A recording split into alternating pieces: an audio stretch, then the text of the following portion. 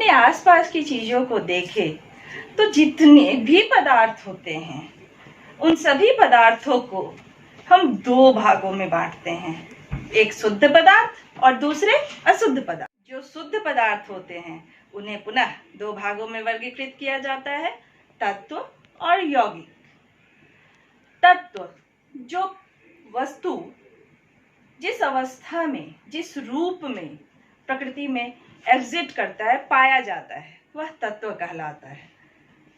और यौगिक जब तत्व आपस में एक निश्चित अनुपात में जुड़ते हैं तो वह यौगिक यानी कंपाउंड कहलाते हैं। और इन यौगिकों से मिलकर ही प्रकृति के सभी पदार्थ बने होते हैं। पुनः इन यौगिकों को हम तीन भागों में वर्गीकृत करते हैं, अम्ल, क्षार और लवण, यानी एसिड, बेस और सॉल्ट। तो आज का हमारा टॉपिक है एसिड, बेस एंड सॉल्ट। हम इस चैप्टर को वर्ग 10 के दूसरे अध्याय रसायन शास्त्र में पढ़ते हैं और इसमें हम अलग अलग अम्ल और क्षार और लवण के बारे में जानकारी प्राप्त करेंगे। आज के टॉपिक में हम मुख्य रूप से अम्ल के बारे में। जब हम कुछ पदार्थों को खाते हैं, बचपन में इमलियों को खाना हमें बहुत अच्छा लगता है, नींबू, संतरा, वैसे पदार्थ जिसे खाने पर हमें खट्टा महसूस हो, वैसे पदार्थ को अम्ल कहते हैं। और वैसे पदार्थ जिन्हें खाने पर हमें कड़वा लगे, जैसे करेला, जी हाँ, करेले में भी क्षार पाया जाता है, नीम और साबुन। साबुन तो वैसे खाने की चीज नहीं है, it is not good for health, but उसका स्वाद भी कड़वा होता है। और साथ ही साथ जो क्षार होता है वह छूने में स्लिपरी होता है। तो अम्ल और क्षार में मुख्य रूप से अगर स्वाद के आधार पर हम अंतर स्पष्ट करें तो अम्ल खट्टा होता है जबकि क्षार कड़वा होता है। साथ ही साथ अर्हेनियस ने एक थ्योरी दी जिसमें उन्होंने कहा कि अम्ल जो होते हैं वो H+ आयन उत्पन्न करते हैं अगर उन्हें जल में घुलनशील किया जाए। यानी अम्ल को हम कैसे पहचानेंगे? अम्ल कभी भी H+ आयन उत्पन्न करता है। अगर हम उदाहरण लें हाइड्रोजन क्लोराइड की, तो हाइड्रोजन क्लोराइड को जब हम जल में घुलनशील करते हैं तो यह हाइड्रोजन क्लोराइड टूट जाता है H+ और Cl- में। पुनः यह H+ आयन जल के साथ कंबाइन कर बना देता है H3O+, और H3O+ को कहा जाता है हाइड्रोनियम आयन। क्या कहा जाता है? Hydronium ion. और यह हाइड्रोनियम आयन जब उत्पन्न होता है तो वैसा यौगिक अम्ल कहलाता है। वहीं क्षार जो होते हैं या जिसे क्षारक भी कहते हैं, वह जिसे इंग्लिश में बेस कहा जाता है, बेस का यह गुण होता है कि उसमें OH- आयन पाया जाता है। जैसे NaOH, जब NaOH को जल में घुलनशील करते हैं, जल का सूत्र होता है H2O, जब इसे जल में घोलते हैं तो यह टूट जाता है Na+ और OH- आयन में। तो यहाँ अम्ल और क्षार को अर्हेनियस कॉन्सेप्ट के आधार पर अगर बांटे हम तो अम्ल H+ आयन उत्पन्न करता है और क्षार OH- आयन उत्पन्न करता है। अम्ल यानी एसिड। एसिड हम किसे कहते हैं? तो वह यौगिक जो H+ आयन उत्पन्न करता है। अगर हम अपने दैनिक जीवन के चीजों की बात करें जो खट्टा होता है और जिसमें अम्ल पाया जाता है, अभी बोर्ड एग्जाम में ऑब्जेक्टिव क्वेश्चन में यह पूछा जाता है कि विभिन्न पदार्थों में कौन सा अम्ल पाया जाता है। तो अम्ल को अगर हम वर्गीकृत करें तो सबसे पहले प्रकृति में पाए जाने के आधार पर जो नेचर में किस प्रकार से वह मिलता है। तो अब हम क्या देखेंगे? अम्ल का क्लासिफिकेशन, वर्गीकरण यानी क्लासिफिकेशन।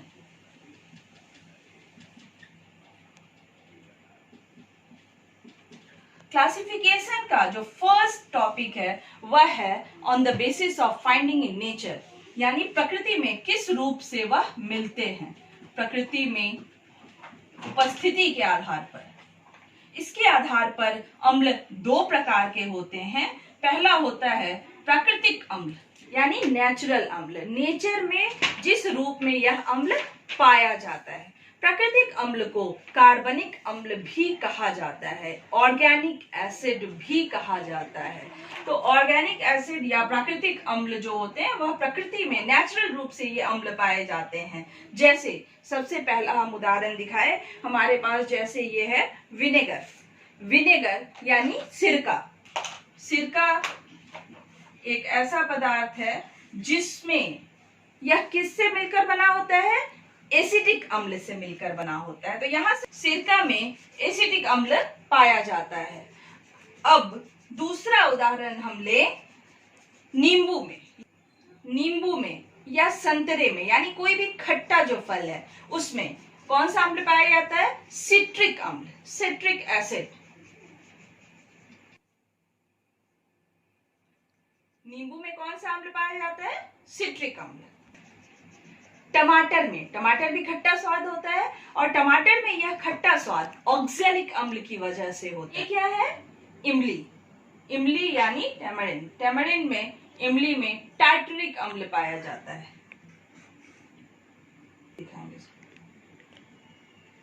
दही या खट्टे दूध में लैक्टिक अम्ल, दूध में लैक्टिक अम्ल।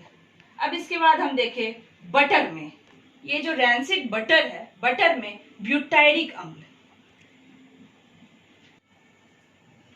एप्पल में मैलिक अम्ल। इसी तरह से हमारे स्मॉल इंटेस्टाइन यानी हमारे अमाशय में, स्टमक में, हमारे स्टमक में कौन सा अम्ल पाया जाता है, अमाशय में कौन सा अम्ल पाया जाता है, HCl, हाइड्रोक्लोरिक अम्ल, हाइड्रोक्लोरिक अम्ल। इस तरह से हमने देखा कि प्रकृति में पाए जाने वाले अलग अलग पदार्थों में जिसका स्वाद खट्टा होता है वह अलग अलग प्रकार के अम्लों से मिलकर बना होता है। ठीक इसी तरह से प्रकृति में कुछ ऐसे पदार्थ पाए जाते हैं जिसे अकार्बनिक पदार्थ कहते हैं, उनमें अकार्बनिक अम्ल पाए जाते हैं। अकार्बनिक अम्ल का उदाहरण जैसे HCl, हाइड्रोक्लोरिक अम्ल, H2SO4, सल्फ्यूरिक अम्ल, HNO3, नाइट्रिक अम्ल, ये सारे अकार्बनिक अम्ल होते हैं। तो इस प्रकार हमने देखा कि प्रकृति में पाए जाने वाले पदार्थों के आधार पे कार्बनिक यानी प्राकृतिक अम्ल और अकार्बनिक अम्ल होते हैं। तो अकार्बनिक अम्ल कौन कौन सा था, HCl,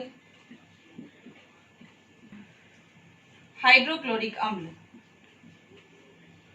H2SO4, सल्फ्यूरिक अम्ल, HNO3, नाइट्रिक अम्ल। ये सारे और भी बहुत सारे अकार्बनिक यानी इनऑर्गेनिक अम्ल पाए जाते हैं। अब जो दूसरा क्लासिफिकेशन है अम्ल का वह होता है इसकी प्रबलता के ऊपर, यानी कितना स्ट्रेंथ है, कितना स्ट्रेंथ है, कौन सा ज्यादा पावरफुल है और कौन सा कम पावरफुल है, उसके आधार पर अम्ल को दो भागों में बांटा जाता है। तो दूसरा क्लासिफिकेशन है हमारा on the basis of strength.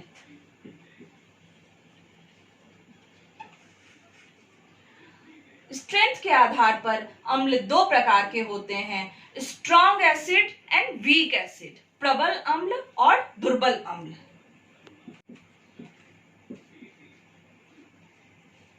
अब कैसे अम्ल को हम प्रबल अम्ल कहेंगे और कैसे अम्ल को दुर्बल अम्ल कहेंगे, तो यहाँ हम देखते हैं कि स्ट्रेंथ जो होता है अम्ल का वह उसके हाइड्रोजन आयन के उत्पन्न करने की शक्ति के आधार पर होता है, यानी how much hydrogen ion it produces, कितना H+ आयन प्रोड्यूस कर रहा है।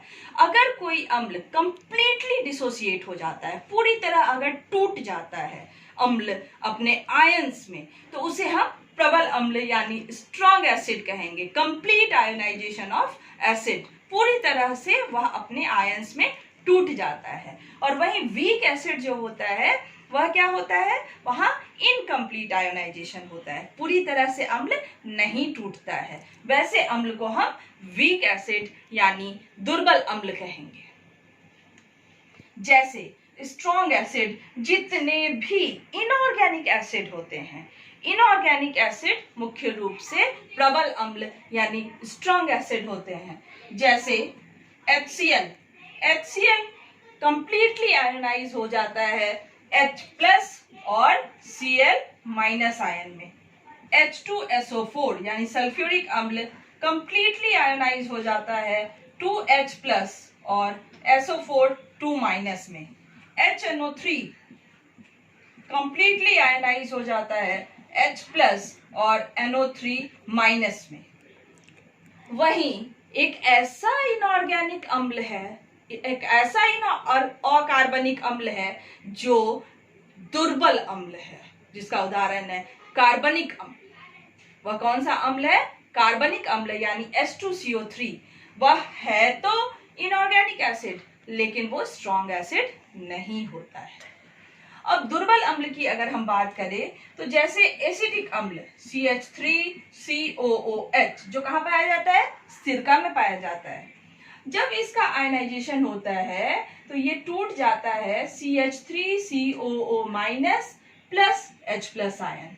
यहाँ हम देखेंगे कि इस अम्ल में आयनाइजेशन के बाद भी आयन में हाइड्रोजन आयन उपस्थित है, यानी हाइड्रोजन आयन पूरी तरह से बाहर नहीं निकला है। वैसे अम्ल को हम दुर्बल अम्ल यानी वीक एसिड बोलते हैं। यहाँ कंप्लीट आयोनाइजेशन नहीं होता है। यहाँ अगर इस मॉलिक्यूल को आगे हम और रिएक्ट करें तो ये मॉलिक्यूल में भी टूट सकते हैं।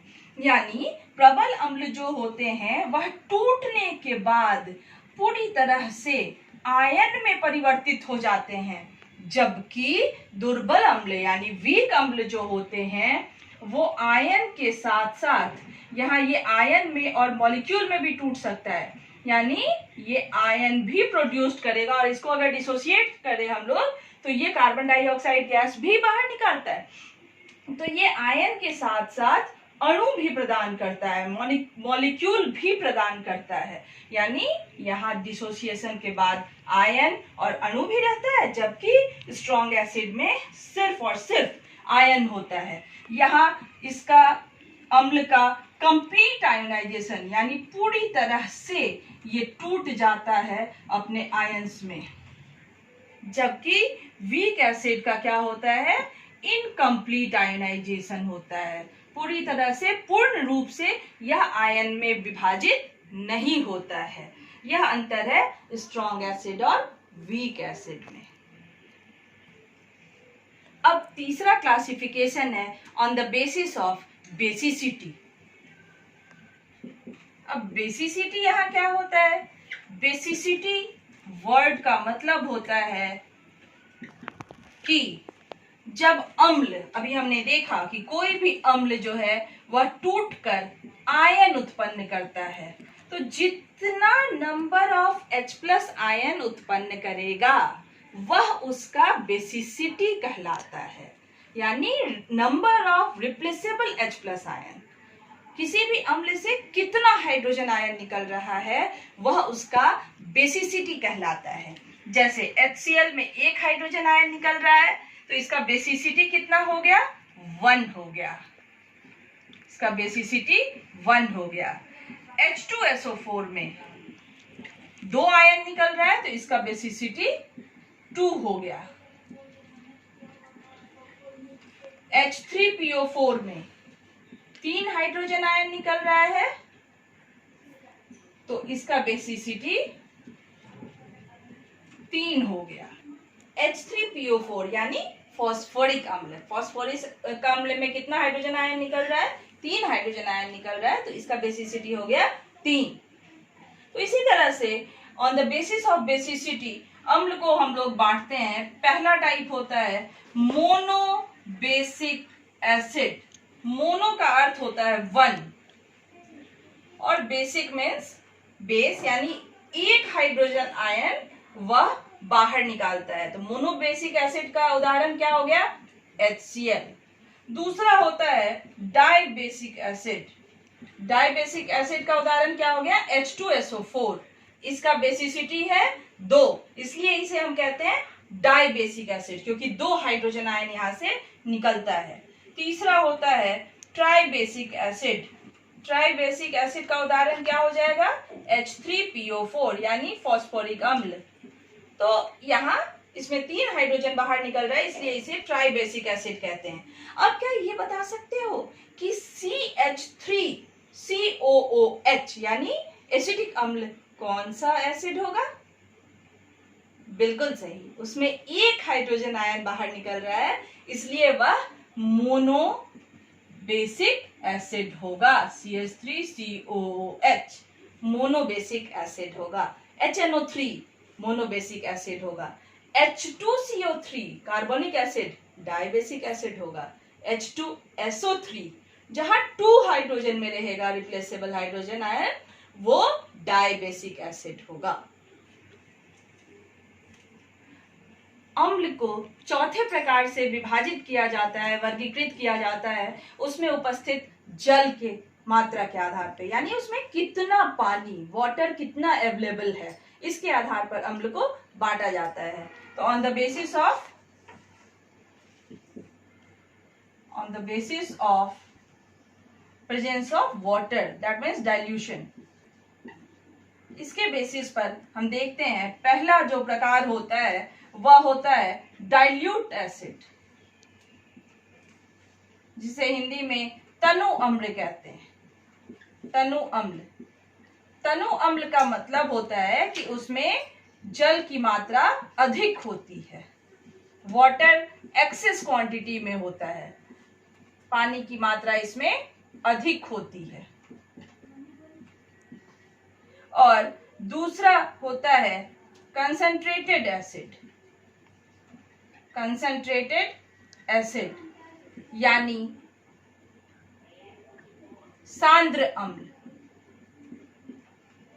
सांद्र अम्ल में जल की मात्रा यानी पानी की मात्रा कम होती है।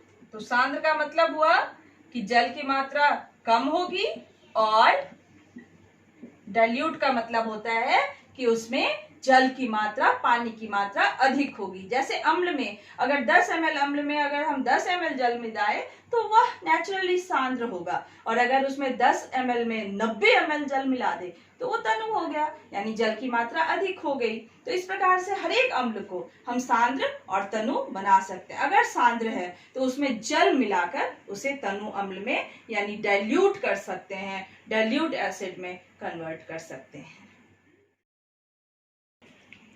आज का प्रश्न,